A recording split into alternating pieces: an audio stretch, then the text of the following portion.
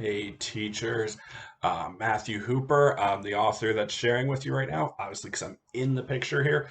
Uh, it's great to be talking with you about my newest book, The Coldest Girl.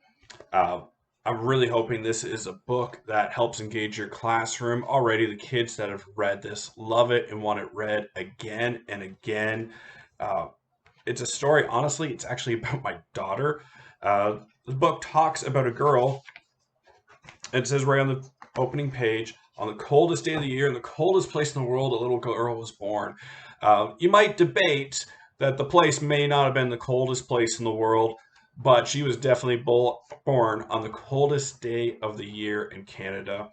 And when she found this out a few years later, she just decided, well, if I was born on the coldest day, I'm going to love the cold, and started wanting to do things like run outside without a coat on in the middle of a snowy day, turning the temperature down. And she was just having fun with it until one day she actually said the words that you'll read again and again in the book.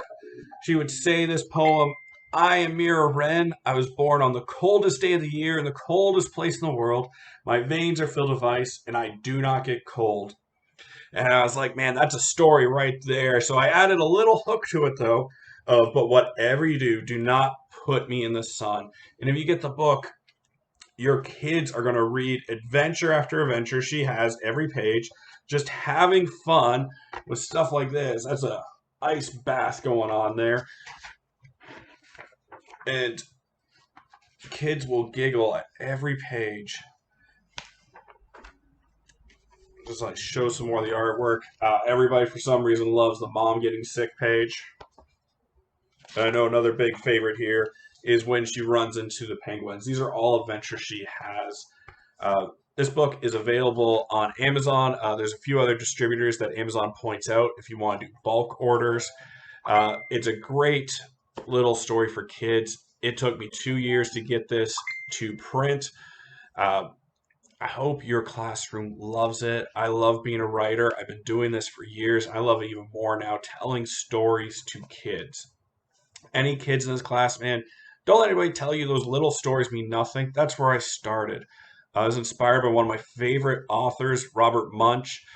He's still around, still has great books. One of the ones that he's best known for is I Will Love You Forever. I think it's a book that makes every parent cry when they read it. Uh, but I got to meet him when I was a kid, like most of your students are, and he read all my stories. And I remember that story, and I remember it's not that good. But I kept writing stories after stories until I started making stories kids wanted to listen to and started making stories kids want to read. And this book is one of them. And I hope that I'll be speaking to your class in the future for this book and many more as we all work together to get kids reading more. It's great talking to you now, and I hope I see your classes in the future.